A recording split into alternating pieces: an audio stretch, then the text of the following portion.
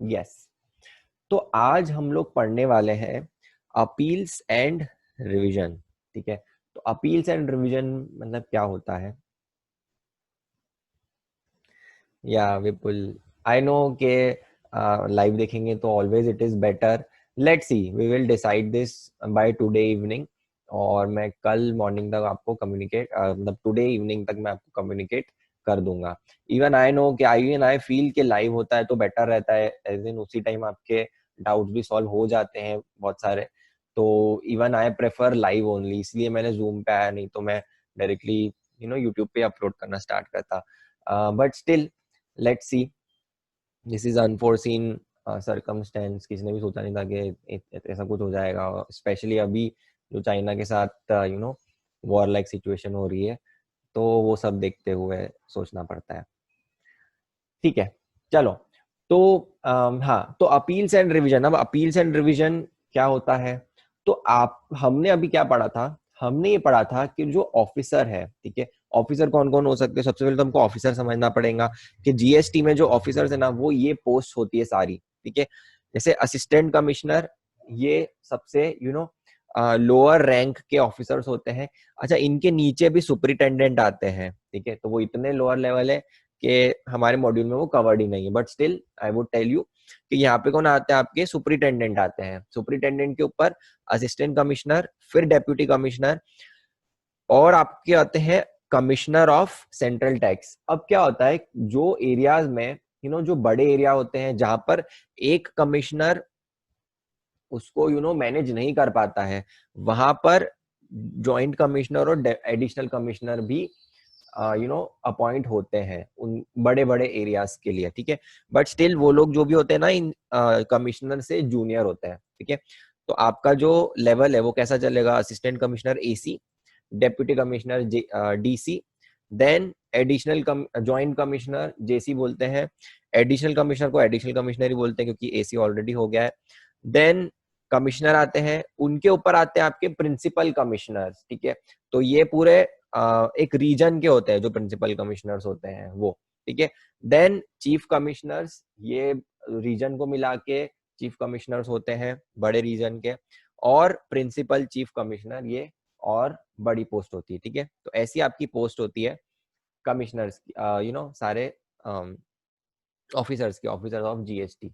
अच्छा, अब क्या हो रहा था कि यहाँ से जो भी पहले पहले क्या होता था, यहाँ से जो भी केस निकला वो कहाँ जाएगा? ट्राइब्यूनल में। ठीक है, बट अब अगर डायरेक्टली ट्राइब्यूनल के पास चले जाने लग गए सारे केसेस, तो ट्राइब्यूनल में भी बहुत सारे केसेस पेंडिंग हो जाएंगे। ठीक है, तो इसीलिए जीएसटी में क्या इंट्रोड्यूस किया? तो इंट्रोड्यूस किया एडजुडिकेटिंग सॉरी अपीलेट अथॉरिटी। अब अपीलेट अथॉरिटी क्या होती है? वो लोग जो कि, अब इसमें ये जो लोग होते हैं ना, ये इनका स्पेशलाइजेशन होता है इन लिटिगेशन। ठीक है, तो ये लोग ऑल्दो कोर्ट के पार्ट नहीं होते हैं, but these are kind of those people who specialise in litigation. तो गवर्नमेंट क्या करती है? अपने ऑफिसर्स को ही अपॉइंट कर देती है joint commissioner appeals, additional commissioner appeals, या फिर कमिश्नर अपील्स। ठीक है, तो ये इसमें 3 लेवल होते हैं, तो ये गवर्नमेंट खुद अपॉइंट करती है। तो क्या होता है कि पहले यहाँ के केसेस जाते हैं यहाँ पर, मतलब आपको अगर असिस्टेंट कमिश्नर, डेप्यूटी कमिश्नर, किसी ने भी आपको अगर ऑर्डर इशू किया, ठीक है, तो आप पहले फर्स्ट रिड्रेसल आप कहाँ से करवा सकते हो? कमिश्नर, मतलब जो आपके अपील्स वाला विंग है, अपील्स वाला सेक्शन है, अपीलेट अथॉरिटी बोलते हैं इनको। ठीक है, अपीलेट अथॉरिटी के पास जा सकते हो। इससे भी आप सेटिस्फाइड नहीं हो तो फिर आप हाई कोर्ट, सुप्रीम, पहले आपका ट्राइब्यूनल आएगा, then high court, then supreme court आप जा सकते हो। ठीक है, तो इसमें भी थोड़े थोड़े एक्सेप्शन है, वो हम लोग देखेंगे। सबसे पहले आपको बेसिक स्ट्रक्चर समझ में आ जाना चाहिए कि आपका स्ट्रक्चर होता है, ये आपके नॉर्मल ऑफिसर्स हैं जिनको बोलते हैं एडजुडिकेटिंग ऑफिसर्स। ठीक है, एडजुडिकेटिंग ऑफिसर्स, कि ये आपका फर्स्ट ऑर्डर इशू करेंगे। इससे आप सेटिस्फाइड नहीं हो तो आप जा सकते हो अपीलेट अथॉरिटी के पास। अपीलेट अथॉरिटी के ऑर्डर से भी आप सेटिस्फाइड नहीं हो तो कहाँ जाओगे? ट्राइब्यूनल। उससे भी नहीं हो तो हाई कोर्ट, और लास्ट में सुप्रीम कोर्ट। अब ये सारे में हम नहीं जा सकते हैं, कहाँ जा सकते हैं, कब नहीं जा सकते, वो भी हम सबको देखेंगे। ठीक है, बट बेसिकली अभी ये स्ट्रक्चर है। ठीक है, तो ये हमारा चार्ट है। ठीक है, तो ये वाला जो ऑफिसर वाला चार्ट है वो भी मैं यहाँ पर डाल दूंगा जब आपको भेजूंगा उसके पहले, ठीक है। तो आपके एडजुडिकेटिंग अथॉरिटी हो गई यहाँ पे। अब आपके पास एक ऑर्डर आया, ठीक है। तो एडजुडिकेटिंग अथॉरिटी, एडजुडिकेटिंग ऑफिसर कौन होते हैं आपके? जो भी assistant commissioner, then deputy commissioner, joint commissioner, additional commissioner, उन्होंने आपके ऊपर ऑर्डर इशू किया, ठीक है। अब जब ऑर्डर इशू किया ना, तब आप उससे सेटिस्फाइड नहीं हो, ठीक है। तो अगर अगर आप का जो ऑर्डर है वो इशू करा है assistant commissioner, deputy commissioner, joint commissioner, इन दोनों में से अगर असिस्टेंट कमिश्नर या डेप्यूटी कमिश्नर ने इशू किया है, तो सबसे पहले आप पता है किसके पास जा सकते हो आप? अच्छा, हम लोग एक एग्जांपल लेते हैं, ठीक है। जैसे, और ये एग्जांपल हम पूरा एंड तक लेके जाएंगे, ठीक है। अब एक एग्जांपल में क्या है,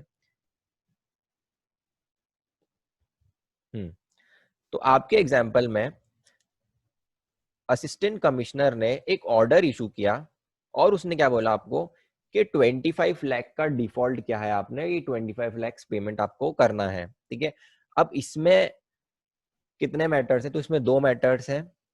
एक, उन्होंने बोला है कि आपने टैक्स कम पे किया है, उसके लिए आपको 5 लाख का पेमेंट करना है। और एक है कि आपने आईटीसी ज्यादा लिया है, तो आपको 20 लैक्स का रिवर्सल आईटीसी में करना है, ठीक है। तो असिस्टेंट कमिश्नर ने एक ऑर्डर इशू किया, उसमें क्या बोला कि 25 लैक्स का आपको टोटल पेमेंट करना है। उसमें दो मैटर्स हैं, एक तो 5 लाख का आपने टैक्स पे नहीं किया है और एक 20 लैक्स का आईटीसी पे नहीं किया है, ठीक है। अब आप अग्रीव्ड हो इस ऑर्डर से, आपको लग रहा है कि नहीं, इन दोनों में से कोई भी जो पॉइंट है वो वैलिड नहीं है, ये टैक्स भी मुझे पे नहीं करना है और ये आईटीसी के लिए मैं एलिजिबल हूँ, ठीक है। इसके भी हम डिटेल में जाएंगे कि ये आईटीसी किसके लिए है, ठीक है। अब आप अग्रीव्ड हो इस ऑर्डर से, आप प्रोटेस्ट करना चाहते हो कि आई डोंट वांट टू पे 25 लैक्स। तो सबसे पहले पता है आप किसके पास जाओगे? सबसे पहले आप जाओगे या तो जॉइंट कमिश्नर या एडिशनल कमिश्नर के पास, ठीक है। तो ये जब ऑर्डर रहेगा ना, तो कभी भी आपने अगर ऑर्डर देखोगे तो ऑर्डर में ना लास्ट लाइन में लिखा हुआ रहता है कि if you are not satisfied you can go to appeal to joint commissioner या एडिशनल कमिश्नर। उनका एड्रेस प्रॉपरली सब दिया हुआ रहता है कि अगर आप इस ऑर्डर से सेटिस्फाइड नहीं हो तो आप जा सकते हो इनके पास, ठीक है। तो सबसे पहले अभी भी आप जो अपीलेट अथॉरिटी है उनके पास नहीं जा रहे हो, आप किसके पास जा रहे हो? जॉइंट कमिश्नर या एडिशनल कमिश्नर के पास, ठीक है। अब ये जब इशू करेंगे ऑर्डर, ठीक है, इन्होंने अगर ऑर्डर इशू किया तो इसके बाद आप जाओगे किधर? अपीलेट अथॉरिटी में, ठीक है। इसके बाद भी अगर आप सेटिस्फाइड नहीं हो तो जाओगे अपीलेट अथॉरिटी के पास, या फिर इसके बाद जो जॉइंट कमिश्नर या एडिशनल कमिश्नर है उसने आपके फेवर में डिसीजन दे दिया, ठीक है, तो डिपार्टमेंट जाएगा फिर किसके पास? अपीलेट अथॉरिटी के पास, ठीक है। तो ये देखो कौन कौन जा सकता है। तो आपका ऑर्डर इन ओरिजिनल आया, ठीक है। ऑर्डर इन ओरिजिनल, अब उसमें या तो अपील कौन फाइल करेगा? असेसी फाइल करेगा, ठीक है। तो असेसी फाइल करेगा तो क्या क्या चीजें देखनी पड़ेगी कि अगर वो अग्रीव होगा उस ऑर्डर से, ओके, नो इश्यूज आशिता। तो हाँ, तो हम लोग क्या बोल रहे हैं कि एडजुडिकेटिंग अथॉरिटी में सबसे पहले कौन इशू करेगा ऑर्डर? सॉरी, कौन अपील फाइल कर रहा है? अगर असेसी अपील फाइल कर रहा है तो अगर वो अग्रीव्ड होगा, मतलब उसके अगेंस्ट ऑर्डर रहेगा, तभी तो वो फाइल करेगा अपील, अदरवाइज तो वो करेगा ही नहीं। देन अगेंस्ट अ डिसीजन और order pass under GST act, obviously GST act में पास होगा तभी वो जाएगा, ठीक है। कितने टाइम में फाइल कर सकता है अपील? 3 मंथ्स में। आपको याद होगा कि रिकवरी प्रोसीडिंग्स कितने टाइम के बाद चालू होती है? गाइस आपको याद है क्या रिकवरी प्रोसीडिंग्स कब स्टार्ट होती है? 3 मंथ्स के बाद, राइट? हाँ, 3 मंथ्स। तो इसीलिए 3 मंथ्स के बाद क्यों होती है? क्योंकि 3 मंथ्स का आपको टाइम यहाँ पर दे रखा है कि आप अपील फाइल कर सकते हो, ठीक है। उसके बाद अगर फॉर जेन्युइन रीजन आपको 1 महीने का और डिले हो गया तो जो अपीलेट अथॉरिटी है वो 1 मंथ का डिले भी कंडोन कर सकती है। कौन सी फॉर्म में एप्लीकेशन फाइल करोगे? APL 01, और प्री डिपॉजिट रिक्वायर्ड होता है। प्री डिपॉजिट क्या होता है ये हम आगे पढ़ेंगे, ठीक है। अच्छा, अब अगर डिपार्टमेंट अपील फाइल करेगा तो क्यों कब करेगा? तो देखो डिपार्टमेंट अपील फाइल कब करेगा, जो मैंने आपको केस बताया, असिस्टेंट कमिश्नर ने क्या बोला कि आपको इतना इतना पे करना है 25 lakhs, ठीक है। आप चले गए, आप असेसी हो, आप किसके पास चले गए? आप चले गए ज्वाइंट कमिश्नर या एडिशनल कमिश्नर के पास, ठीक है। उन्होंने क्या बोला? उन्होंने आपके फेवर में ऑर्डर दे दिया। उन्होंने क्या बोला कि नहीं, ये 25 lakhs आपको पे नहीं करना है, ठीक है। अब जो असिस्टेंट कमिश्नर है ना, असिस्टेंट कमिश्नर क्या करेगा? वो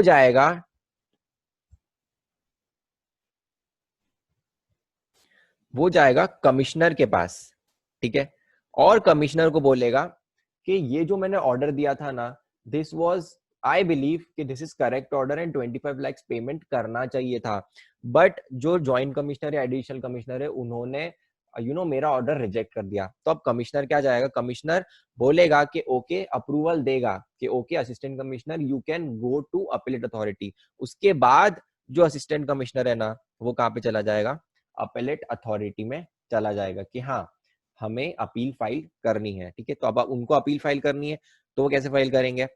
तो कमिश्नर में ऑन हिज ओन मोशन, या तो खुद या फिर अपॉन रिक्वेस्ट फ्रॉम एसजीएसटी या यूटीजीएसटी कमिश्नर। तो मतलब अब जैसे देखोगे आप, तो जो लाइबिलिटी रहेगी वो दोनों में रहेगी, सीजीएसटी में भी रहेगी, एसजीएसटी में भी रहेगी। तो वहां के अगर कमिश्नर बोल रहा है, रिक्वेस्ट कर रहा है कि आपको जाना चाहिए, तो भी कमिश्नर चला जाएगा किसके पास?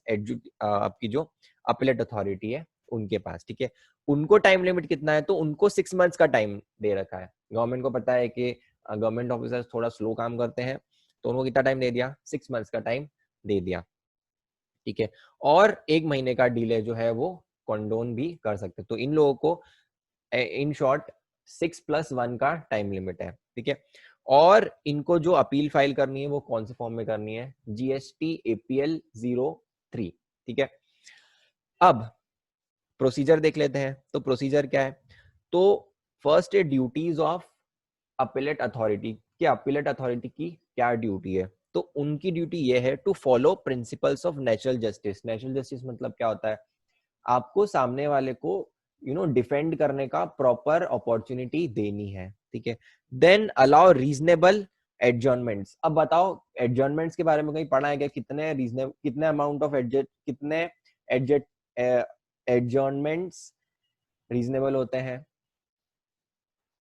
है ना? 3 times हमने देखा था। तो यहाँ पर भी मैक्सिमम 3 times तक एडजॉर्नमेंट आप ले सकते हो, या तो आप लोगे या तो डिपार्टमेंट भी ले सकता है, ठीक है। Then permitting additional grounds if found reasonable.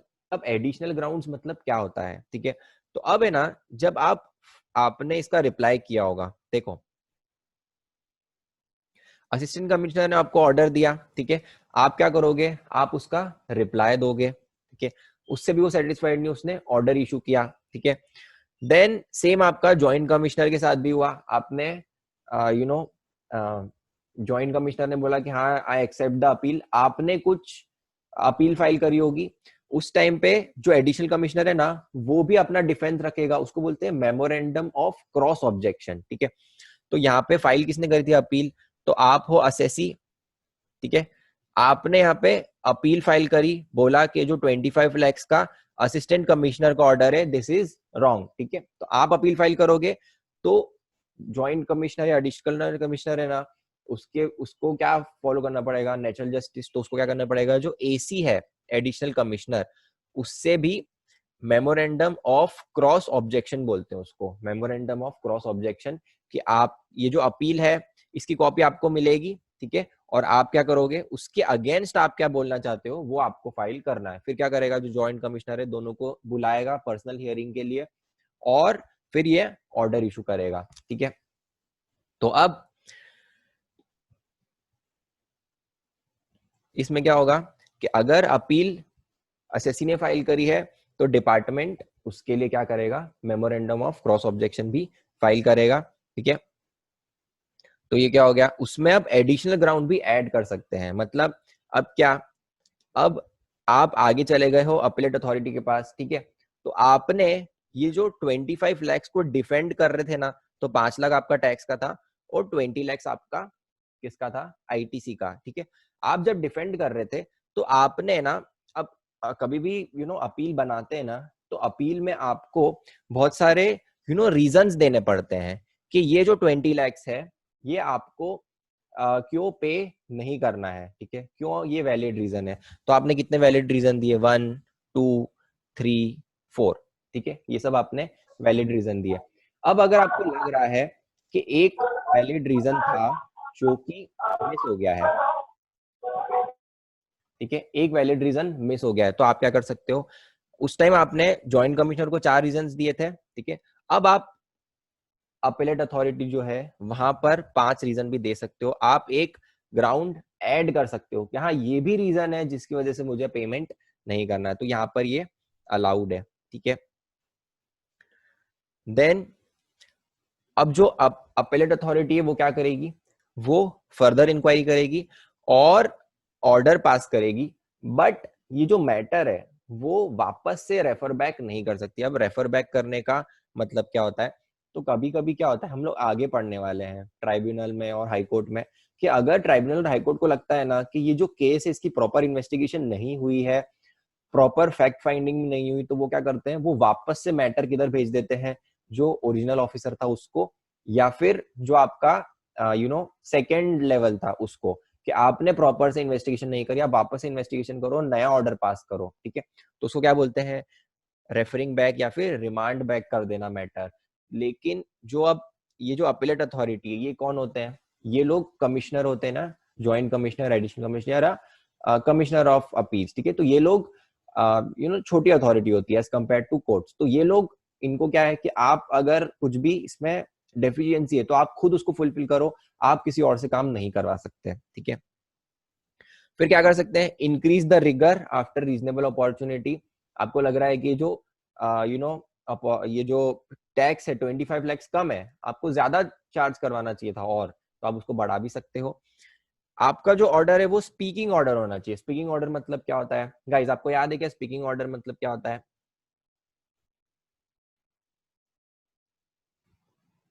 Speaking order और नॉन स्पीकिंग ऑर्डर क्या होता है? हाँ, तो आपको रीजंस डिस्क्लोज करना है कि आपने क्यों आपने ये, हाँ, it should be backed with reasons, with sections, आपने किस सेक्शन में क्या पेनल्टी लगाई है, किस सेक्शन का कॉन्ट्रवेंशन हुआ है, वो सब आपको लिखना पड़ेगा। आप ऐसे नहीं बोल सकते कि आपको इतना पे करना है, रीजन नहीं बताऊंगा, रीजन आपको बताना पड़ेगा, ठीक है। और ऑर्डर कितने टाइम में इशू करना है? Within 1 year from the date of appeal आपको ऑर्डर इशू करना है। किसको? अपीलेट अथॉरिटी को, ठीक है। Then appointment of appellate authority, अब ये आप मुझे बताओगे, देखो अगर जॉइंट कमिश्नर और असिस्टेंट कमिश्नर का ऑर्डर है, ठीक है, तो मैं जा सकता हूं, पता है किसके पास अपील के लिए जा सकता हूं? तो मैं जा सकता हूं एडिशनल कमिश्नर या फिर जॉइंट कमिश्नर ऑफ अपील्स। पता है क्यों? क्योंकि आप कभी भी एक ऑर्डर से सेटिस्फाइड नहीं हो, आपको किसी और के पास जाना है, तो आपको हमेशा हायर अथॉरिटी के पास जाना पड़ेगा। कभी ऐसा आपने सुना है कि सुप्रीम कोर्ट से कोई सेटिस्फाइड नहीं है तो हाई कोर्ट में जा रहा है? नहीं, सुप्रीम कोर्ट इज सुप्रीम, ठीक है। अगर उससे भी आप सेटिस्फाइड नहीं हो तो नेक्स्ट, जैसे क्रिमिनल और ये सब केसेस होते हैं, वो फिर किसके पास जाते हैं? वो प्रेसिडेंट के पास जाते हैं, ठीक है। तो वैसे ही आप हमेशा हायर अथॉरिटी के पास जाओगे। तो डेप्यूटी कमिश्नर और असिस्टेंट कमिश्नर ने अगर कुछ ऑर्डर इशू किया है तो आप किसके पास जा सकते हो? जॉइंट कमिश्नर या एडिशनल कमिश्नर। अच्छा मुझे बताओ, अगर एडिशनल कमिश्नर और जॉइंट कमिश्नर का ऑर्डर है, ठीक है, आपको जो फर्स्ट ऑर्डर है वो किसने इशू किया है? एडिशनल कमिश्नर या जॉइंट कमिश्नर ने। अब आप किसके पास जा सकते हो बताओ? हाँ, अब आपको कमिश्नर के पास जाना पड़ेगा, आप एडिशनल कमिश्नर के पास नहीं जा सकते, आपको हमेशा हायर अथॉरिटी के पास जाना पड़ेगा, ठीक है। अच्छा, अगर कमिश्नर ने इशू किया है तो अब क्या करोगे बताओ? अगर कमिश्नर का ऑर्डर है तो आप क्या करोगे? अब आप कमिश्नर अपील्स में जा सकते हो क्या? नहीं, अब आपको डायरेक्टली जाना पड़ेगा। नहीं, तो ये जो है ये एए ही है, ये अपीलेट अथॉरिटी ही है, आपको यहाँ से ट्राइब्यूनल के पास जाना पड़ेगा, ठीक है। ये जो है ये पूरा आपका एए ही है, अपीलेट अथॉरिटी ही है, ठीक है। तो आप कहाँ जाओगे? ट्राइब्यूनल। तो अपीलेट ट्राइब्यूनल इसको बोलते हैं, वहां पे जाना पड़ेगा, ठीक है। तो ये भी मैं चार्ट में डाल दूंगा जब आपको सेंड करूंगा, ठीक है। तो यहाँ पे आपका यही लिखा हुआ है। अब आगे बढ़ते हैं। अब क्या होता है, अब आपके पास ऑप्शन क्या है कि आप 3 मंथ्स या फिर डिपार्टमेंट 6 मंथ्स तक जा सकता है, किसके पास, अपेलेट अथॉरिटी के पास। अब एक और अथॉरिटी होती है जो कि होती है at the same level of appellate authority, उसको बोलते हैं रिविजनल अथॉरिटी। अब रिविजनल अथॉरिटी क्या होती है, तो ना डिपार्टमेंट को अपने रेवेन्यू से बहुत प्यार है। डिपार्टमेंट कभी भी नहीं चाहता उसका 1 रुपए का भी रेवेन्यू लॉस हो, ठीक है। तो अगर डिपार्टमेंट अपील में नहीं जा पाया अपीलेट अथॉरिटी के पास आगे फॉर एनी रीजन, उसके बाद भी वो अपने पास राइट रखता है। क्या राइट रखता है कि जो रिविजनल अथॉरिटी है ये क्या करती है, ये रीजनेबल टाइम पे सारे जो भी ऑर्डर्स उसके अगेंस्ट, रेवेन्यू के अगेंस्ट जो भी रेज हुए ना ऑर्डर, वो सबको स्टडी करती है रिविजनल अथॉरिटी, और देखती है कि कहीं पर रेवेन्यू का कुछ लॉस तो नहीं हो रहा है। और अगर उसको लगता है कि रेवेन्यू का लॉस हो रहा है तो वो प्रोसीडिंग स्टार्ट कर सकती है वापस, इवन आफ्टर 6 मंथ्स, ठीक है, और 3 साल तक वो कर सकती है, ठीक है। तो आपका कोई भी ऑर्डर है, ठीक है, कोई भी ऑर्डर है जो कि रेवेन्यू के अगेंस्ट है, ठीक है, उसको जो रिविजन अथॉरिटी है वो एग्जामिन करेगी। और आफ्टर 6 मंथ्स, क्योंकि 6 मंथ्स का टाइम तो आपके पास किसके लिए है, अपील के लिए, कि हो सकता है डिपार्टमेंट उसके लिए अपील की तैयारी कर ही रहा हो, तो आफ्टर 6 मंथ्स जो रिविजन अथॉरिटी वो वापस उसको ओपन कर सकता है, ऑर्डर को रिवाइज कर सकता है ऑर्डर को, अगर उसको लगता है कि कुछ इसमें एरर है या फिर इलीगल है कुछ, ठीक है। तो मतलब फॉर एग्जाम्पल आप अगर ऐसा सोचो कि ये जो जॉइंट कमिश्नर है इनके साथ में सेटलमेंट कर लूं, ठीक है, इनको मैं ब्राइब दे के या फिर कुछ भी करके इनसे जो ऑर्डर है वो फेवरेबल ले लूं, उसके बाद भी आप ऐसे सोच रहे हो कि मैं बच जाऊंगा, तो ऐसा नहीं होने वाला है। जो रिविजनल अथॉरिटी है वो हो सकता है आपका मैटर वापस से उठा के वापस से रीओपन कर दे इवन आफ्टर 6 मंथ्स, ठीक है। तो रिविजनल अथॉरिटी क्या करती है, ऑन हिज ओन मोशन या फिर रिक्वेस्ट रिसीव्ड फ्रॉम एसडीएसटी या यूटीजीएसटी कमिश्नर, क्या कर सकता है, call for and examine record of any proceedings, तो वो प्रोसीडिंग्स के रिकॉर्ड उठाएंगे। फिर क्या करेंगे, उनको लगता है कि जो ऑर्डर पास हुआ है वो एरनस है, इलीगल है, या फिर it has not taken into account material facts, बिना मटेरियल फैक्ट्स के ही वो ऑर्डर इशू किया है, तो वो क्या करेंगे, stay the operation of such decision, ठीक है, and after giving concern person opportunity of being heard, तो क्या कर सकते हैं वो, आपको आपकी जो ऑर्डर आपके फेवर पे आया था, क्या बोला कि आपको 25 लाख का पेमेंट नहीं करना है, और डिपार्टमेंट ने आगे अपील भी नहीं करी, बट रिविजन अथॉरिटी ने क्या बोला कि नहीं, ये जो ऑर्डर था this is wrong after 6 months but before 3 years, ठीक है। उन्होंने क्या बोला कि ये जो आपका ऑर्डर था ये गलत था, हम वापस से इसको ओपन कर रहे हैं और हम आपको एक नया ऑर्डर इशू करेंगे जिसमें आपके ऊपर 25 लाख की डिमांड आने वाली है। अब आपको opportunity of being heard they रहे हैं कि आप बताओ कि हमारे लिए हिसाब से ये रीजन है, आप उसको डिफेंड करो, ठीक है। और अगर उसके बाद भी the revision authority is not satisfied, तो वो क्या करेगी, वो करेगी या तो इंक्रीज कर सकती है, ठीक है, या फिर मॉडिफाई कर सकती है, या फिर कैंसिल कर सकती है उस ऑर्डर को, ठीक है। देन उसके साथ वो एक समरी भी इशू करेंगे, ठीक है, इलेक्ट्रॉनिकली समरी इशू करते हैं, उसमें बोलते हैं कि आपका फाइनल पेमेंट इतना इतना है, या फिर फाइनल आपकी लायबिलिटी इतनी इतनी रिड्यूस हो गई है, ठीक है। Then restrictions to revise decisions और ऑर्डर्स, तो कुछ कुछ ऑर्डर्स हैं जहां पर वो रिवाइज नहीं कर सकते हैं, तो कौन से रिवाइज नहीं कर सकते हैं, तो देखो जो नॉन अपीलेबल ऑर्डर्स होते हैं वो हम आगे पढ़ने वाले। कुछ ऑर्डर्स कैसे होते हैं जो कि डिपार्टमेंट पास करता है जिसके अगेंस्ट आप अपील नहीं कर सकते हैं, ठीक है, वो ऑर्डर्स ही ऐसे रहते हैं कि आपको खुद को लगेगा कि हाँ इसके अगेंस्ट अपील करेंगे करके मतलब ही क्या है, ठीक है। तो हम आगे पढ़ने वाले 4 ऐसे ऑर्डर्स होते हैं जिसके अगेंस्ट अपील फाइल नहीं कर सकते, वो हम आगे पढ़ेंगे, ठीक है, तो उसको रिवाइज भी नहीं कर सकते। देन आरए कब नहीं कर सकता, जब, अब ना इसमें कैसा है कि अगर कोई मैटर आपका चला गया है आगे किधर, तो आपका अपीलेट अथॉरिटी या ट्राइब्यूनल या हाई कोर्ट या सुप्रीम कोर्ट में चला गया है, तो उस पे कुछ भी मैटर पे रिवीजन अथॉरिटी ऑर्डर नहीं दे सकती। अब ये वाला जो हमारा एग्जांपल है ना, इसको हम आगे लेके जा रहे हैं, ठीक है। अब क्या हुआ,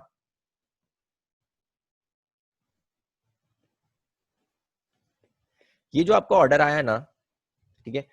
इसमें ऑर्डर में क्या आया कि 5 लाख और 20 लैक्स आपके फेवर में चला गया ऑर्डर, ठीक है। अब जो डिपार्टमेंट है, ठीक है, मतलब जॉइंट कमिश्नर और एडिशनल कमिश्नर ने आपके फेवर में दे दिया। अच्छा चलो हम लोग एक थोड़ा रियलिस्टिक एग्जांपल लेते हैं, ठीक है। तो यहाँ पर ये जो 5 लाख है ना, ये आपके टैक्स के लिए है कि कोई टैक्स अमाउंट है जो कि आपने पे नहीं किया है। ये जो 20 लैक्स है ना, इसमें अगेन एक 2 लाख है और एक 23 लैक्स है। अब जो 23 लैक्स है ना, ये पता है क्या है? ये है, अब मैं एक लाइव एग्जांपल ले रहा हूँ, प्रैक्टिकल एग्जांपल, ठीक है। आप लोग जैसे फॉर एग्जांपल आप बैंक हो, ठीक है, और आप में से किसी ने मुझसे कुछ लोगों ने मुझसे ये क्वेश्चन भी पूछा था। आप एक बैंक हो, ठीक है। अब आपने एक मोटर व्हीकल खरीदा, किस चीज के लिए? मोटर व्हीकल खरीदा टू ट्रांसपोर्ट मनी, कैश, ठीक है। आपने देखा होगा कि बहुत सारी वो अलग से मनी की वैन्स होती है जिसमें वो लोग मनी ट्रांसफर करते हैं, एटीएम में लेके जाते हैं, उसको फिल करते हैं, और या फिर कुछ डिपॉजिट मशीन होती है तो वहां से विड्रॉ करते हैं। तो बिटवीन ब्रांचेस ये लोग ट्रांसपोर्ट करते हैं क्या? कैश। उसके लिए बैंक ने क्या ली है? उसने बैंक के लिए क्या ली है? एक ट्रांसपोर्टेशन लिया है, ठीक है। एक व्हीकल खरीदी है फॉर ट्रांसपोर्टेशन ऑफ कैश। अब हम जाएंगे कहां पर? सेक्शन 17(5) में आईटीसी के, ठीक है। हम लोगों को क्या देखना पड़ेगा वहां पे कि इसका आपको क्रेडिट मिलेगा कि नहीं। आपने वो 1 लाख की खरीदी, नहीं फॉर एग्जांपल आपने इसको 23 लैक्स लेना है, तो आपने 90 लैक्स की ये गुड्स, ये जो व्हीकल्स है वो सब खरीदे थे। उसके ऊपर आपका टैक्स बन रहा था 23 लैक्स, ठीक है, आईटीसी। वो आपने ले लिया। आपने क्या बोला कि for my business cash is my goods, ठीक है, और मुझे इसका क्रेडिट मिलना चाहिए, ठीक है। तो अब अच्छा चलो सबसे पहले तो आप बताओ कि आपको क्या लगता है इसका क्रेडिट मिलना चाहिए क्या? ये जो 23 लैक्स है इसका मिलना चाहिए क्या क्रेडिट?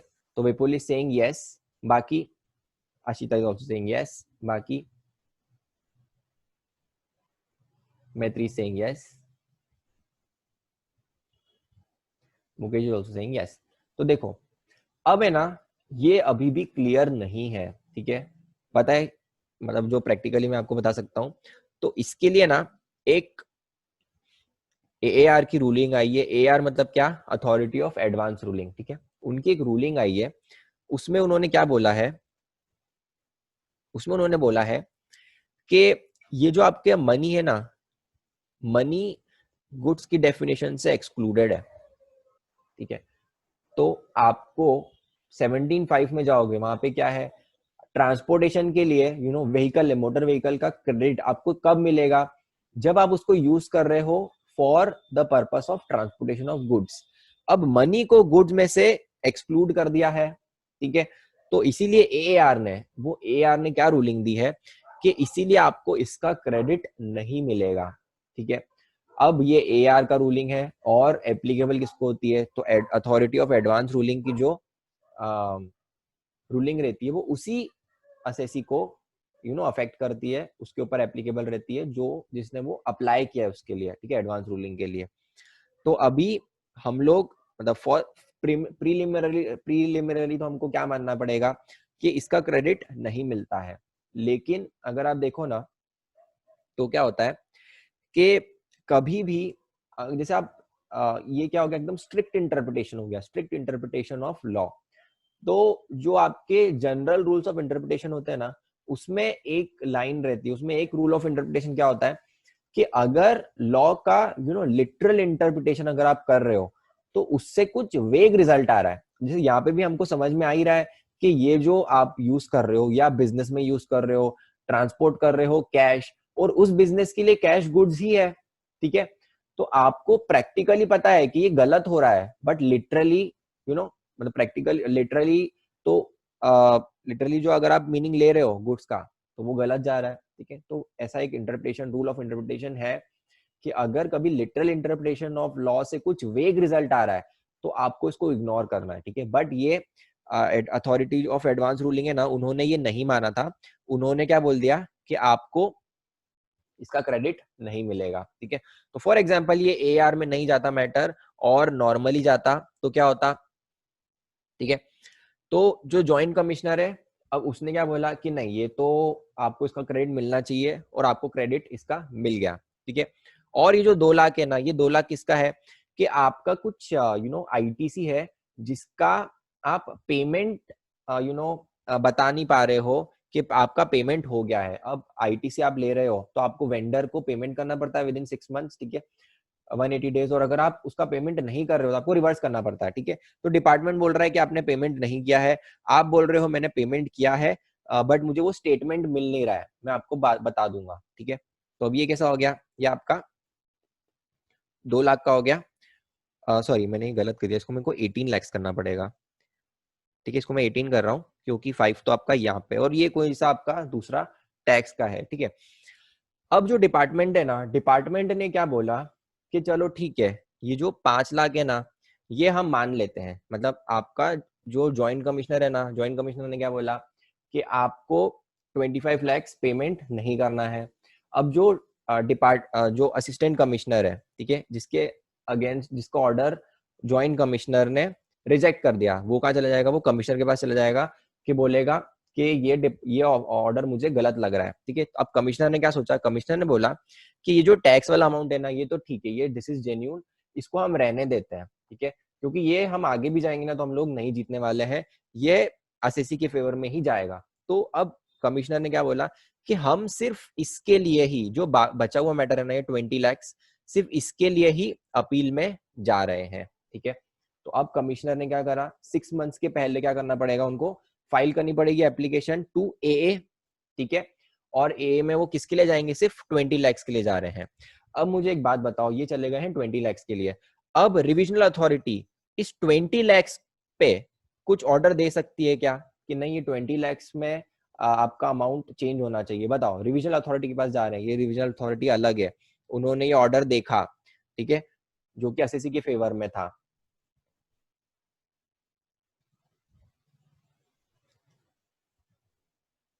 बताओ कि रिविजनल अथॉरिटी इस 20 लाख पे कुछ डिसीजन दे सकती है क्या, ऑर्डर चेंज कर सकती है क्या?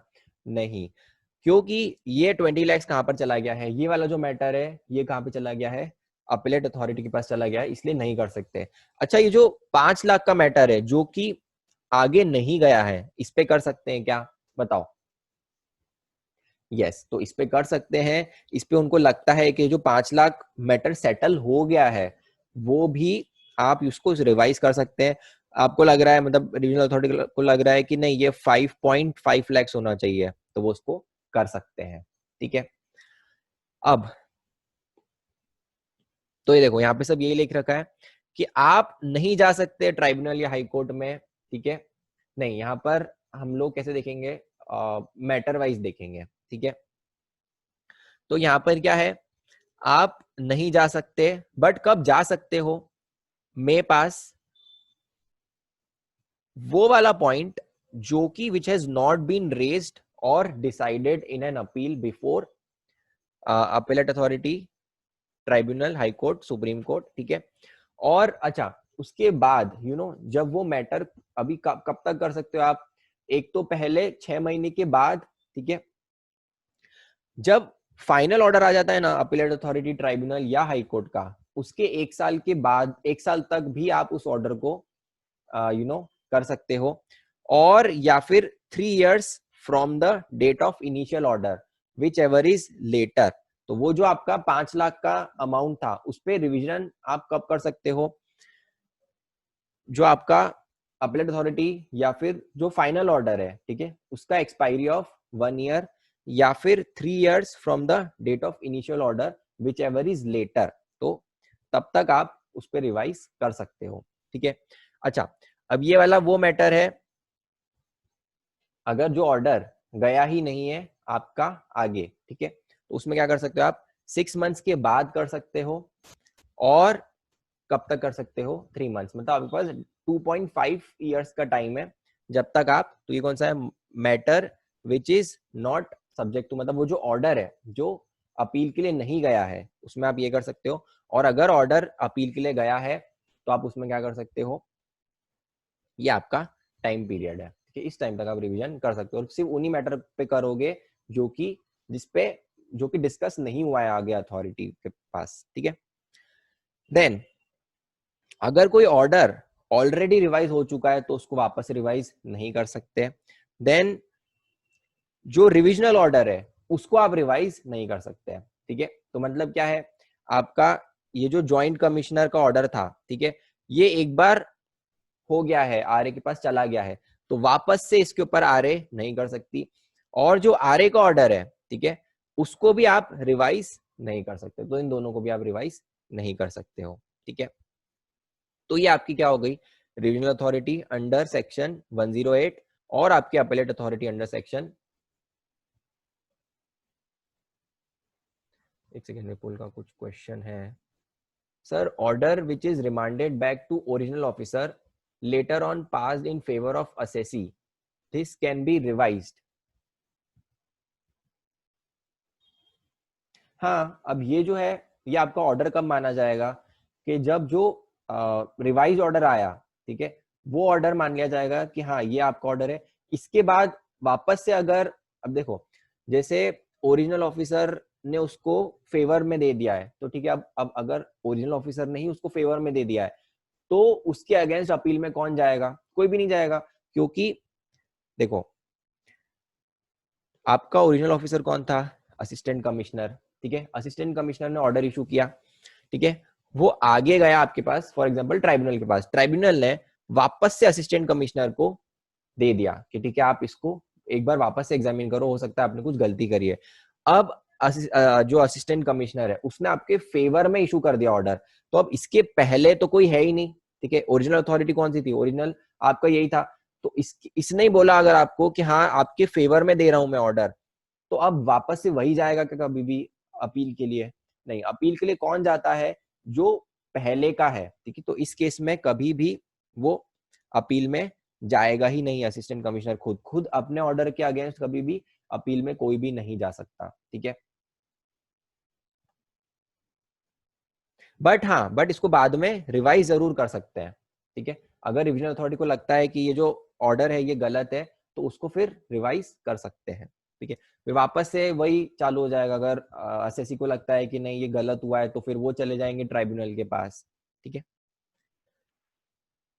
तो अब ये जो दोनों है आपके पास, रिविजनल अथॉरिटी और अपीलेट अथॉरिटी, इन दोनों के जो ऑर्डर है वो आप उससे सेटिस्फाइड नहीं हो तो आप कहाँ पे जाओगे, ट्राइब्यूनल के पास जाओगे, अपीलेट ट्राइब्यूनल, ठीक है। अब अपीलेट ट्राइब्यूनल की अलग अलग बेंचेस होती है, ठीक है। बेंचेस मतलब क्या, आपके स्कूल वाली बेंचेस नहीं, बेंचेस मतलब के कोर्ट, ठीक है, कि एक टीम होती है कि उसमें 3 पर्सन होंगे, वो एक बेंच पे है और वो मैटर को हियर करेंगे, ठीक है। तो अगर आपका प्लेस ऑफ सप्लाई से रिलेटेड इशू है, ठीक है, अब मुझे एक बात बताओ, प्लेस ऑफ सप्लाई आपका कौन से एक्ट में आता है, आईजीएसटी में आता है कि सीजीएसटी में आता है, बताओ गाइस, कौन से एक्ट से गवर्न होता है, आईजीएसटी एक्ट से होता है। और क्यों होता है, याद है आपको, मैंने जब प्लेस ऑफ सप्लाई बताया था तब आपको इसका रीजन भी बताया था कि आईजीएसटी में क्यों है, सीजीएसटी एसजीएसटी में क्यों नहीं है।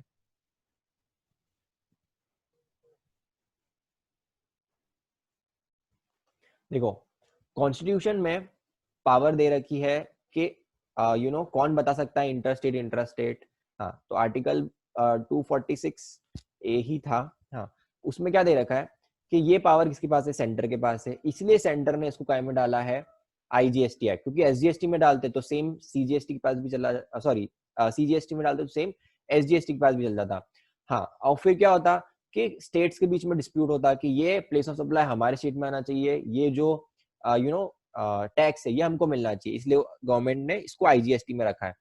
अब कभी भी अगर प्लेस ऑफ सप्लाई से रिलेटेड कोई भी आपका इशू है तो वो किसके पास जाएगा, वो डायरेक्टली आपके पास जाएगा सेंट्रल बेंच के पास, ठीक है, central appellate authority, appellate tribunal. उसमें 2 बेंचेस होती है, एक नेशनल बेंच होती है, तो ये एक ही है जो कि दिल्ली में है, बड़े बड़े मैटर्स ये लोग देखते हैं। और एक होती है आपकी रीजनल बेंच, जो कि रीजनल बेंचेस जो कि आपके अलग अलग रीजन में होती है, सेंटर, नॉर्थ, ईस्ट, वेस्ट, वैसा, ठीक है। अब इसमें भी जो मेंबर्स होते हैं, या आपके एक टेक्निकल मेंबर, एक स्टेट मेंबर होता है, सेंटर और स्टेट को रिप्रेजेंट करते हैं। जो रीजनल बेंच है उसमें एक जुडिशियल मेंबर होता है, तो जो जुडिशियल मेंबर होता है ना, ये जनरली एक लॉयर एडवोकेट से बन के जो जजेस बनते हैं ना, वो सब यहाँ पे आते हैं जुडिशियल मेंबर में। उनको लॉ की बहुत समझ होती है, ठीक है। और जो टेक्निकल मेंबर्स होते हैं, ये जनरली डिपार्टमेंट के ऑफिसर्स होते हैं जो कि इसमें ट्राइब्यूनल में जाना चाहते हैं, ठीक है। तो इन लोगों को जीएसटी लॉ का स्पेसिफिक नॉलेज ज्यादा होता है। तो ये कौन आ गया आपका, ये लीगल इंटरप्रिटेशन अच्छे से कर सकते हैं, और ये जो दोनों मेंबर्स हैं ये जीएसटी के बारे में अच्छे से ज्यादा जानते हैं, ठीक है। तो सेम आपका अगर प्लेस ऑफ सप्लाई के अलावा कोई मैटर है तो वो कहाँ जाएगा, अपीलेट ट्राइब्यूनल, स्टेट में जाएगा। उसका एक प्रेसिडेंट भी होता है, ठीक है। दो बेंचेस होती है, स्टेट बेंच और एरिया बेंच। तो जो स्टेट छोटे हैं वहां पर स्टेट बेंच ही होती है सिर्फ। जो स्टेट बड़े हैं वहां पे क्या होती है, एक से ज्यादा बेंचेस हो सकती है, उसको क्या बोलेंगे, एरिया बेंच, ठीक है। और जो कॉन्स्टिट्यूशन है वो आपका सेम ही रहेगा। अच्छा, अगर इससे रिलेटेड कुछ मैटर है, ठीक है, आपको ऑर्डर आया सेंट्रल ट्राइब्यूनल का, आप उससे अग्रीव्ड हो, तो आप किसके पास जाओगे, तो आप डायरेक्ट जाओगे सुप्रीम कोर्ट के पास, आप हाई कोर्ट के पास नहीं जाओगे, क्योंकि आप कौन से हाई कोर्ट के पास जाओगे, ठीक है। आपको डायरेक्टली किधर जाना पड़ेगा, सुप्रीम कोर्ट से।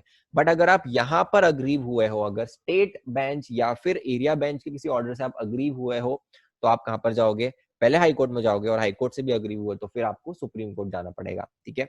तो ये यहाँ की अपील डायरेक्टली सुप्रीम कोर्ट में जाती है, और यहाँ की अपील आपकी कहाँ जाती है, पहले हाई कोर्ट जाती है, ठीक है।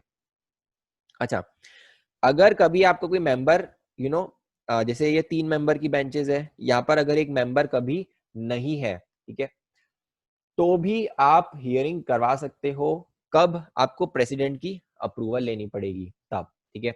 अच्छा, कभी कभी ऐसा भी हो सकता है कि एक ही मेंबर अवेलेबल हो, ठीक है, तो भी एक मेंबर हियर कर सकता है मैटर। कब, जब जो मैटर है उसमें जो अमाउंट है वो 5 लाख से एक्सीड नहीं हो रहा है, ठीक है, और जो क्वेश्चन ऑफ लॉ नहीं है उसमें, सिर्फ फैक्ट के बेसिस पे है, ठीक है। मतलब जैसे वो हमने वो जो 2 लाख वाला एग्जांपल लिया था ना, ये वाला जो हमारा एग्जांपल था, मतलब आपको टोटल कितना, आपकी 25 लाख की लायबिलिटी थी, उसमें से 20 लाख क्या था, आईटीसी का था, तो 18 लाख आपका ये है। अब ये आपका क्वेश्चन ऑफ लॉ है, ठीक है, कि whether goods whether cash should be considered as goods for the purpose of GST और नॉट। तो ये क्या हो गया आपका, ये हो गया आपका क्वेश्चन ऑफ लॉ, ठीक है। और ये जो है, ये है आपका मैटर ऑफ फैक्ट, ठीक है, कि आपने ये पेमेंट किया है कि नहीं किया है। लॉ से रिलेटेड किसी को भी इशू नहीं है कि लॉ, मतलब लॉ क्या बोल रहा है कि 180 डेज में अगर आपने कैश का मतलब आपने पेमेंट नहीं किया तो आपको रिवर्स करना पड़ेगा, वो दोनों मान रहे हैं, ठीक है। एक्ट में जो लिखा हुआ है वो दोनों मान रहे हैं, सिर्फ फैक्ट के बेसिस पे है, ठीक है।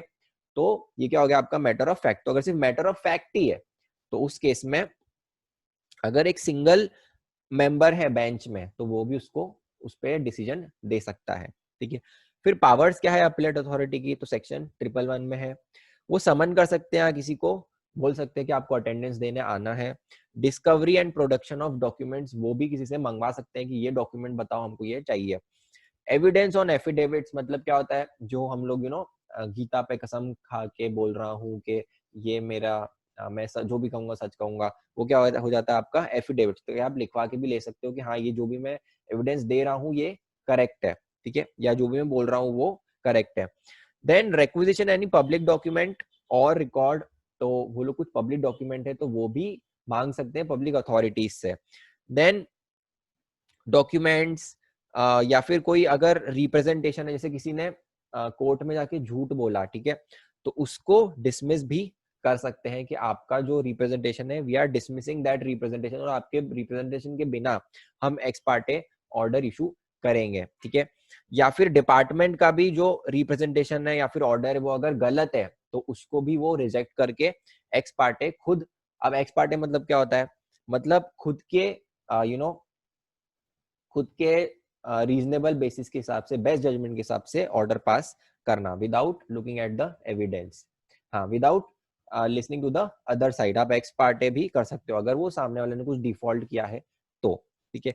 देन और अदर एनी अदर मैटर वो दैट मे बी प्रिस्क्राइब्ड, वो अपीलेट के पास पावर है, ठीक है।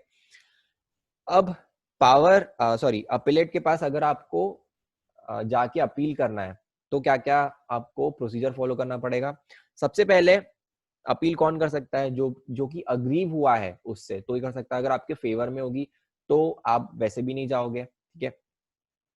टाइम लिमिट क्या है, 3 month from the communication of order, और 3 मंथ का डिले कंडोन हो सकता है, ठीक है। देन फॉर्म है आपका GST APL 05, power of tribunal to refuse to admit and appeal, ठीक है। तो अगर यू you नो जो ये टैक्स होना चाहिए यहाँ पे,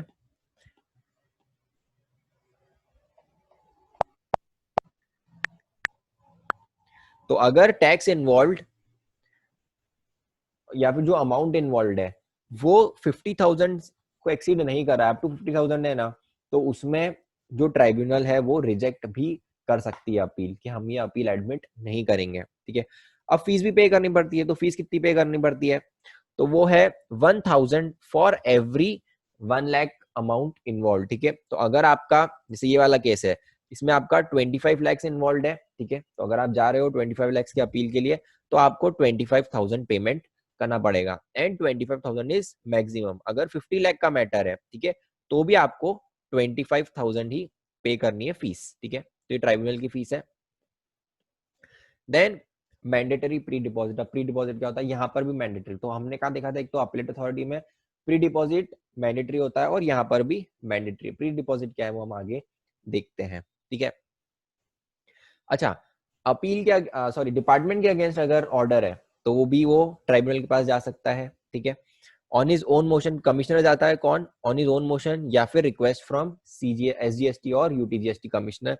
क्या टाइम है, तो इनको अगेन 3 महीने ज्यादा दे रखे हैं, 6 मंथ्स, और 3 मंथ्स का डिले भी कंडोन हो सकता है, ठीक है।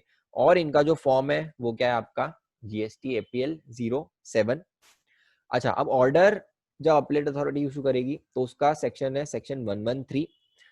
तो क्या कर सकते हैं, या तो कंफर्म कर देंगे ऑर्डर को कि हाँ जो अपीलेट अथॉरिटी का ऑर्डर था वो सही है, या फिर रीजनल अथॉरिटी का ऑर्डर सही है, तो we are confirming that order. या फिर मॉडिफाई कर सकते हो, या फिर उसको अनुल कर सकते हो, मतलब आपने बोल दिया कि वो गलत है ऑर्डर, ठीक है,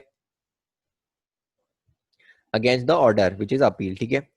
ये रेफर बैक भी कर सकते हैं मैटर, ठीक है। इनको अगर लग रहा है कि फैक्ट फाइंडिंग प्रॉपरली नहीं हुई है, ठीक है, और अपीलेट ट्राइब्यूनल भी खुद उसको फैक्ट फाइंड, मतलब बहुत छोटे छोटे चीजें हैं जो कि वो फाइंड नहीं करना चाहता, तो वो क्या कर सकता है, वो अपील वापस से रेफर बैक कर सकता है। किस किस को, एक तो आपकी अपीलेट अथॉरिटी, या फिर रिविजनल अथॉरिटी, जिसने भी इन दोनों में से जिसने भी ऑर्डर इशू किया है, या फिर ओरिजिनल एडजुडिकेटिंग अथॉरिटी। तो ओरिजिनल आपका जो असिस्टेंट कमिश्नर, डेप्यूटी कमिश्नर जिसने ओरिजिनल ऑर्डर दिया था उसको भी वापस से भेज सकते हैं कि आप इसको वापस से देखो, ठीक है।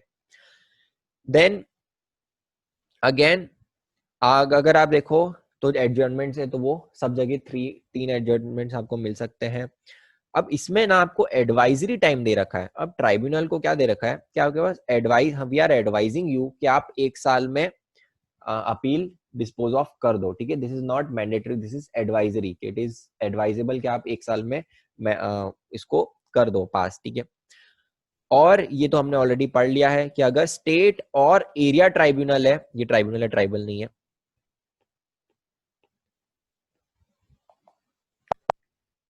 ठीक है।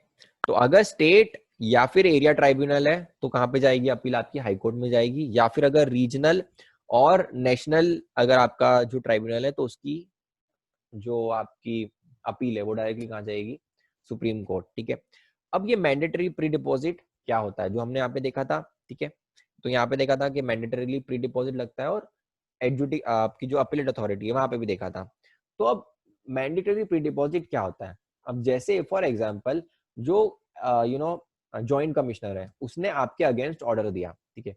अब आप क्या सोच रहे हो कि अपन एक काम करते हैं, अपन जाते तो हैं, जस्ट ट्राई मारते हैं, हमारा मुझे पता है कि 99% चांसेस है कि मैं हारूंगा ही आगे जाके भी, बट मेरा क्या जा रहा है, तो इसलिए मैं क्या करता हूँ, मैं आगे अपील फाइल कर देता हूँ। मुझे सिर्फ 1% चांस है कि मैं जीत रहा हूँ, फिर भी मैं कर देता हूँ। उसकी वजह से क्या होता है कि उनकी पेंडेंसीज बढ़ती है। इसलिए गवर्नमेंट ने क्या बोला कि ये रोकने के लिए कि सिर्फ जेन्यून लोग जो हैं, जिन्हें जेन्यूनली लगता है कि हाँ उनका केस सुनने लायक है, वही जाए, उन्होंने क्या करा है कि आपको एक प्री डिपॉजिट देना पड़ेगा, मतलब जितना अमाउंट है, ठीक है, जितना अमाउंट आप बोल रहे हो कि हाँ इतना अमाउंट हम डिस्प्यूट में है, उसका कुछ परसेंटेज तो डिपॉजिट करो एज प्री डिपॉजिट, ठीक है, कि आपको थोड़ा तो बर्डन आए कि हाँ चलो इतना तो पेमेंट मुझे करना है, ठीक है। तो इसलिए गवर्नमेंट ने क्या बोला कि अगर आप अपीलेट अथॉरिटी के पास जा रहे हो तो आपको कितना अमाउंट पे करना पड़ेगा, तो full amount which is admitted by him. मतलब क्या हुआ कि आप अगर अपीलेट अथॉरिटी के पास जा रहे हो, ठीक है, किसी भी ऑर्डर के लिए, ठीक है, उसमें आपके जैसे ये वाला जो हमारा एग्जांपल था ना, इसमें से ही ले लेते हैं।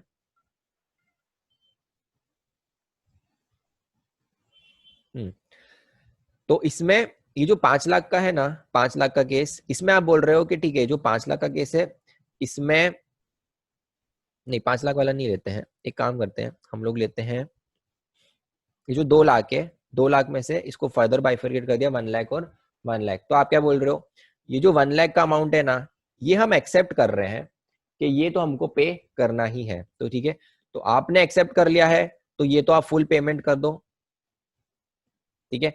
और बाकी जो बचा हुआ है, तो कितना बचा हुआ आपका 1 लाख ये और 18 लाख आपका ये बचा हुआ है, इसका इसका आपको कितना परसेंट देना पड़ेगा, तो इसका आपको 10% of the remaining amount in dispute up to maximum 25 crore, ठीक है। तो सीजीएसटी का है 25 करोड़, एसजीएसटी का अगेन 25 करोड़, और आईजीएसटी का कितना हो गया 50 करोड़, ठीक है, और 20% आपका आईजीएसटी के केस में, ठीक है।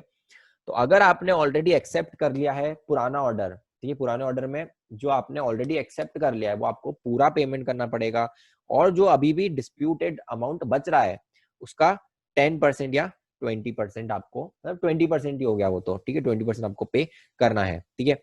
उससे भी आप सेटिस्फाइड नहीं हो, अगर अपीलेट अथॉरिटी ने भी आपके अगेंस्ट ऑर्डर दे दिया है, फिर आप कहाँ जा रहे हो, ट्राइब्यूनल में। तो ट्राइब्यूनल में अगेन आपको कितना अमाउंट पे करना पड़ेगा, तो ये तो आप ऑलरेडी पे कर चुके हो, इसके एडिशनली आपको अगेन अगर आप कुछ एडमिट कर रहे हो वापस, तो वो आपको फुल पेमेंट करना पड़ेगा, और 20% आपको और पे करना पड़ेगा, 20% या 20% एंड 40%, 40% ही हो गया, और मैक्सिमम कितना आपका, आई थिंक ये यहाँ पे 100 करोड़ आएगा, ठीक है, ये आपका मैक्सिमम 100 करोड़ है, ठीक है। अच्छा, अब ये जो आपने पे किया था, ठीक है, ये आपको रिफंड मिल रहा है, अगर मतलब आप जीत गए वो केस, तो मैंडेटरी प्री डिपॉजिट आपको वापस मिलेगा। तो आपको ध्यान होगा हमने रिफंड चैप्टर में पढ़ा था कि आपको 9% या 6% मिलता है, तो नॉर्मल केस में 6% मिलता है, अगर वो अपील में था ऑर्डर तो उसके लिए आपको कितना मिलता है, तो 9%, तो इस पर आपको कितना अमाउंट मिलेगा, 9% इंटरेस्ट मिलेगा। कब से कब तक, तो जब आपने प्री डिपॉजिट पे किया था तब से लेकर जब तक आपको रिफंड मिल रहा है तब तक आपको 9% का अमाउंट पे इंटरेस्ट मिलेगा, ठीक है।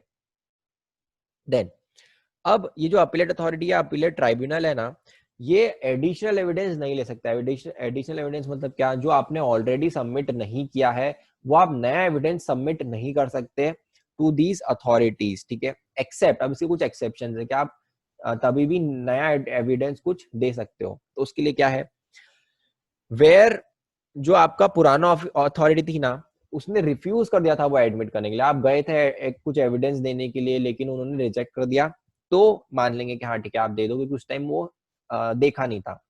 Then you are prevented by sufficient cause, आपको जैसे आपके एरिया में फ्लड आ गई थी तो आप वो एविडेंस नहीं ला पाए थे, ठीक है, तो आप उस टाइम रीजनेबल सफिशिएंट कॉज की वजह से नहीं एविडेंस सबमिट कर पाए थे, या फिर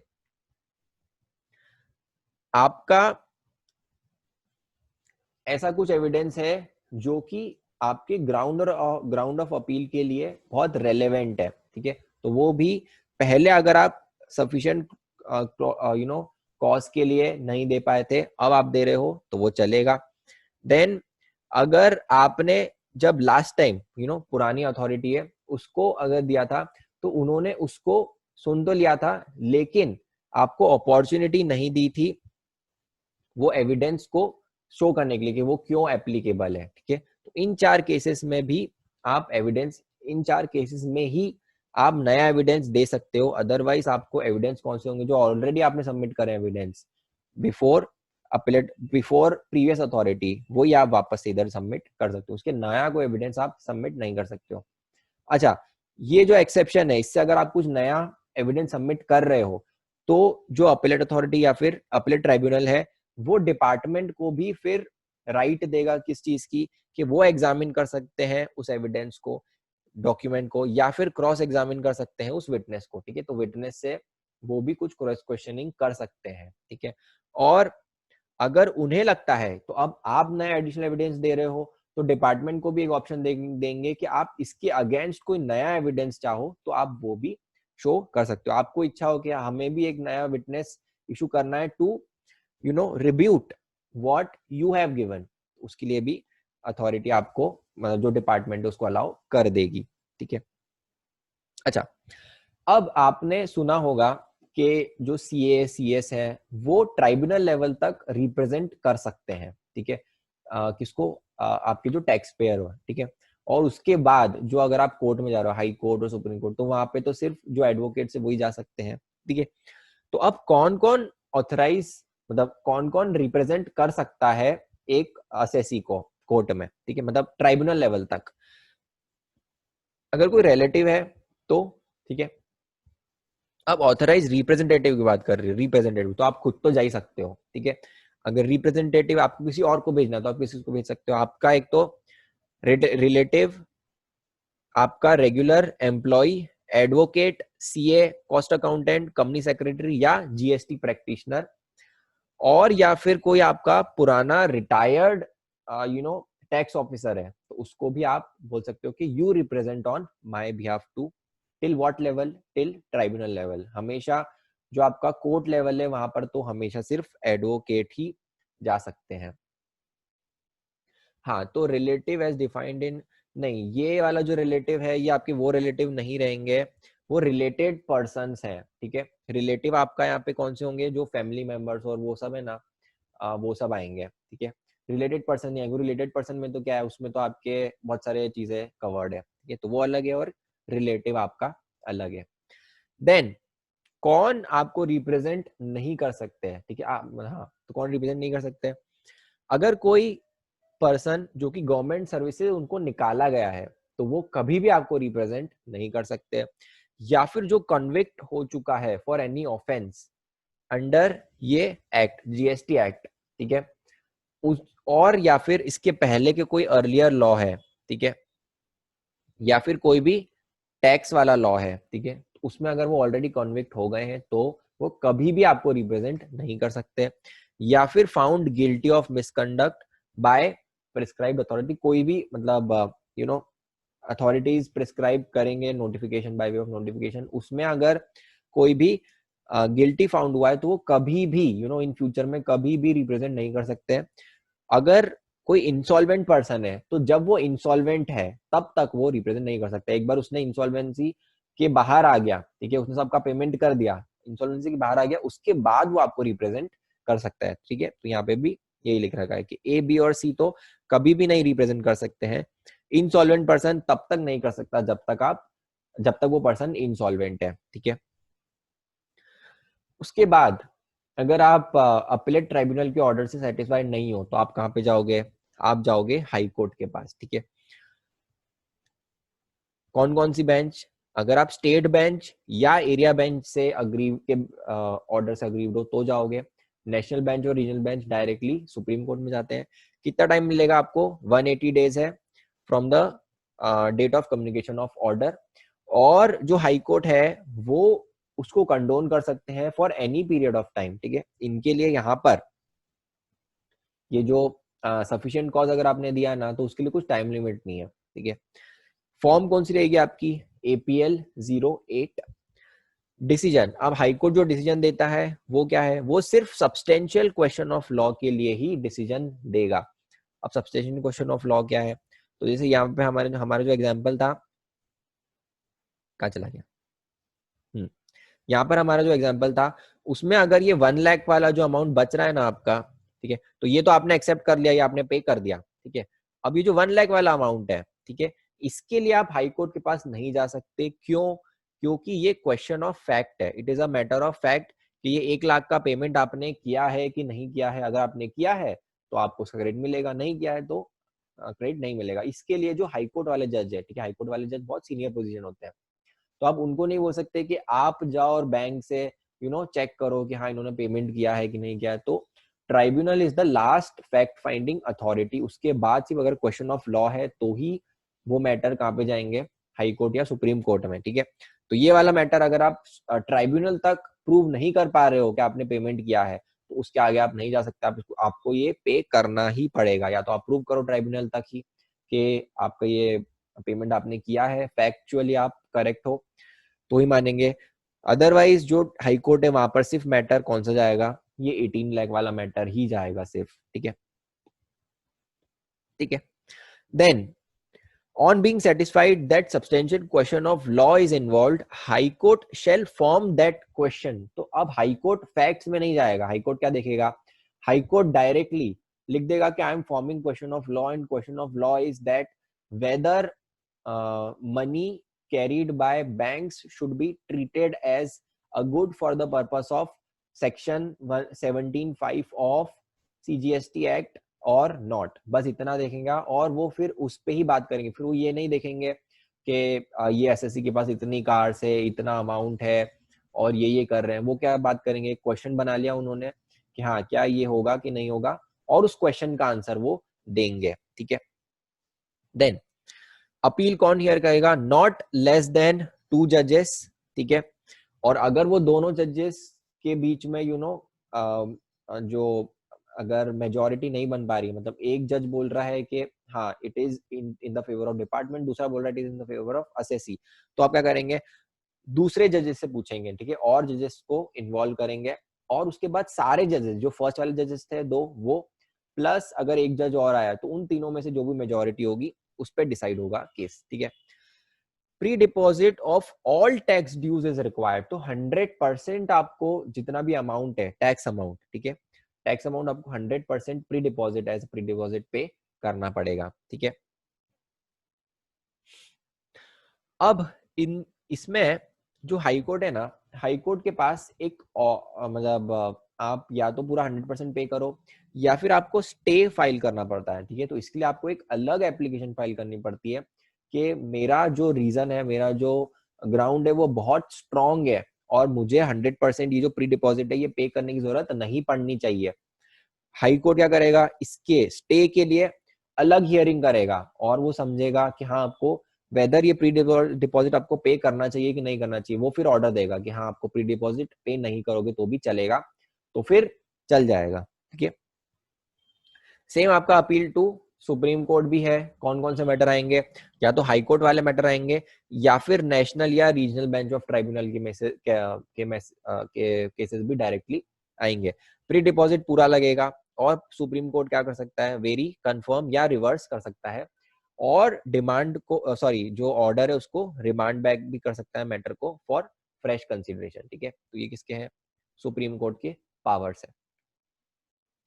then appeal is not to be filed in certain cases. अब कुछ कुछ केसेस हैं जहां पर अब गवर्नमेंट क्या करती है, गवर्नमेंट मतलब जो सीबीआईसी है, central board of indirect taxes, वो क्या करती है, वो बोलती है कि अगर अमाउंट कम है ना, एक specific amount, for example 5 lakh उन्होंने बोल दिया, अगर 5 लाख से कम अमाउंट है तो उसके लिए आप अपील में मत जाओ आगे ट्राइब्यूनल में। क्यों, क्योंकि उसके लिए अगर आप आगे जाओगे तो हमारा टाइम एंड एफर्ट्स वेस्ट होगा, और अगर हम जीत भी गए तो मिलेंगे क्या, सिर्फ 5 लाख रुपए, ठीक है।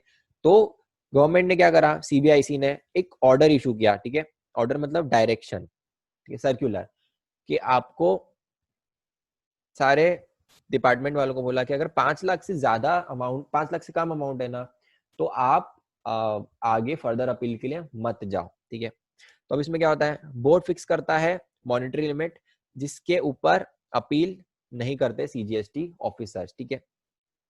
अच्छा, अब ये जो मैटर है, ठीक है, इसके लिए अगर आपने आगे अपील नहीं करी तो कभी भी ये नहीं माना जाएगा कि वो मैटर आपने मान लिया कि असेसी के फेवर में। जैसे फॉर एग्जांपल आपका एक असेसी है, ठीक है, ये वाला बैंक वाले एग्जांपल ले लेते हैं, ठीक है। इसमें जो आपका अमाउंट था ना, वो क्या था, वो 25 लाख था, ठीक है। अब जो सीबीआईसी का एक सर्कुलर आया, उन्होंने क्या बोला कि अगर 5 लाख से 25 लाख तक का अमाउंट है ना, तो आप आगे अपील में मत जाना, ठीक है। तो अब जो ऑफिसर है, ठीक है, ऑफिसर के अगेंस्ट भी अगर असिस्टेंट कमिश्नर ने 25 लाख की डिमांड रेस करी, ठीक है, उसके पास वो चला गया, किसके पास, ज्वाइंट कमिश्नर के पास। ज्वाइंट कमिश्नर ने क्या बोला कि नहीं, ये मिलना चाहिए, और उसने ये डिमांड को रिमूव कर दिया, ठीक है, कि आपको ये पेमेंट नहीं करना है, ठीक है। अब असेसी के ऊपर लाइबिलिटी कुछ भी नहीं बची, 25 लाख का ऑर्डर था। अब जो असिस्टेंट कमिश्नर है, उसको सीबीआईसी ने एक सर्कुलर भेजा, ठीक है, कि अगर 25 लाख तक का अमाउंट है ना, तो आप इतनी माथाफोड़ी मत करना। आप जीत भी गए तो हमको ज्यादा कुछ मिलेगा नहीं। मैं आपको हाइपोथेटिकल एग्जांपल बोल रहा हूँ, 25 लाख ये कम होता है, ठीक है, अमाउंट कम होता है, क्योंकि हमने अभी 25 लाख वहां पर लिया था ना, इसलिए मैंने यहाँ पे 25 लाख ही लिया है, ठीक है। तो क्या बोला है कि 25 लाख से ज्यादा हो तो आप मत लेना। अब असिस्टेंट कमिश्नर क्या करेगा, आगे अपील में नहीं जाएगा, तो असेसी बच गया इस केस में, ठीक है। अब क्या होगा, अब बाद में कोई दूसरे, इसी असिस्टेंट कमिश्नर के पास एक दूसरे बैंक का भी मैटर है, ठीक है, बैंक बी का भी मैटर है, उसका जो अमाउंट है ना, वो है 1 करोड़, ठीक है। अब बताओ, अब असेसी इसके लिए गया नहीं 25 लाख के लिए, ठीक है, जो असिस्टेंट कमिश्नर है, तो क्या वो दूसरे मैटर में 1 करोड़ के लिए वो जा सकता है क्या, सेम मैटर के लिए, ठीक है, वो जो आपका मोटर व्हीकल है वही वाला केस है, तो अब वो जा सकता है क्या, यस वो जा सकता है। तो यहाँ पर मॉनेटरी लिमिट्स की वजह से अगर वो नहीं गया ना, तो ये नहीं मानेंगे कि उसने एक्सेप्ट कर लिया कि मनी गुड्स की डेफिनेशन में फॉल होंगे और आपको क्रेडिट मिलेगा, उसने एक्सेप्ट नहीं किया है। This is his inability to go in appeal because of monetary limits, ठीक है। तो नॉन फाइलिंग ऑफ अपील ये नहीं माना जाएगा, शुड नॉट प्रिक्लूड, रोक नहीं सकता ऑफिसर को from filing appeal in any other case involving same और सिमिलर इश्यूज, ठीक है। और आप भी उसको नहीं बोल सकते no decision can be condemned that GST officer has accepted, ये एक्सेप्टेड होना चाहिए,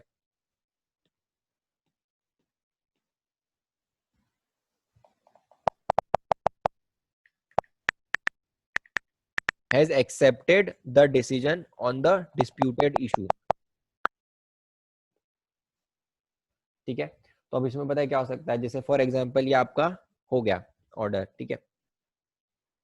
अब रिविजनल अथॉरिटी इसको रीओपन कर सकती है, ठीक है। तो अब आप रिविजनल अथॉरिटी को नहीं बोल सकते कि नहीं, असिस्टेंट कमिश्नर ने इसके अगेंस्ट फाइल नहीं की थी, इसका मतलब ये कि उसने एक्सेप्ट कर लिया है, वो आप कंटेंशन नहीं दे सकते, क्योंकि वो मॉनेटरी लिमिट की वजह से उसने नहीं किया था, ठीक है। फिर द अपीलेट ट्राइब्यूनल और कोर्ट हियरिंग सच अपील और एप्लीकेशन शेल हैव रिकॉर्ड, तो मतलब जो अपीलेट अथॉरिटी ट्राइब्यूनल है और कोर्ट है, वो उनको भी समझना है कि अगर किसी और मैटर में ये एप्लीकेशन नहीं गई थी तो वो मॉनेटरी लिमिट्स की वजह से गई थी, ठीक है, उनको भी ये रिकॉर्ड देना है, ठीक है। अब ये लास्ट हमारा टॉपिक है कि कौन कौन से ऑर्डर है जिनके अगेंस्ट आप अपील फाइल कर ही नहीं सकते हो, ठीक है। आपको खुद को लगेगा कि हाँ इसमें क्या ही अपील फाइल करना। अगर एक ऑर्डर है, ऑर्डर ऑफ कमिश्नर, जिससे क्या हो रहा है, जो अथॉरिटी है वो ट्रांसफर हो रही है, ठीक है, ऑफ द प्रोसीडिंग, मतलब एक मैटर आपका एक ऑफिसर डील कर रहा था, हो सकता है उसका ट्रांसफर हो गया, तो वो क्या चला गया, वो मैटर किसी और ऑफिसर के पास चला गया, तो कमिश्नर ने क्या ऑर्डर करा कि ये वाला जो आपका मैटर है, ये आपका असिस्टेंट कमिश्नर नहीं देखने वाले हैं, ये अब आपका डेप्यूटी कमिश्नर देखेंगे, ठीक है। तो उस केस में आप अपील फाइल नहीं कर सकते कि नहीं मुझे तो उस एसी से ही अपना एडजुडिकेशन करवाना है, ठीक है। Then order pertaining to seizure retention of books, तो ये सब क्या है, अगर आपके बुक्स ये सब रिटेन हो गए हैं, सॉरी रिटेन हो गए हैं या सीज हो गए हैं, तो उस केस में आप उसके अगेंस्ट ऑर्डर अपील फाइल नहीं कर सकते, ठीक है। देन अगर आपको जेल जाने का ऑर्डर है आपके अगेंस्ट एक बार आ गया, तो आप उसके लिए भी अपील नहीं कर सकते हो। Then order passed for payment of tax in instalments under section 80, तो आपने बोला कि मुझे पेमेंट टैक्स इंस्टॉलमेंट में करना है, लेकिन कमिश्नर ने रिजेक्ट कर दिया, तो आप उसके लिए भी अपील में नहीं जा सकते हो, ठीक है। तो ये जो अपील है ना, ये for the purpose of GST है, ठीक है। अगर आप बाय वे ऑफ ये ना, इसके बाद भी आपके पास कुछ कुछ ऑप्शंस होते हैं जैसे रिट एप्लीकेशन फाइल करना, ठीक है, तो वो सब चीजें वो हाई कोर्ट के प्रोसीजर में आता है। But for the purpose of GST आप ये सब चीजें नो इन सब के अगेंस्ट कुछ ऑर्डर फाइल, सॉरी कुछ अपील फाइल नहीं कर सकते, ठीक है। हम लोग वो रेट एप्लीकेशन उन सब की बातें नहीं कर रहे हैं, वो आपके जीएसटी में नहीं आता है, ठीक है। तो guys on this note we have completed हमारा अपील्स वाला चैप्टर।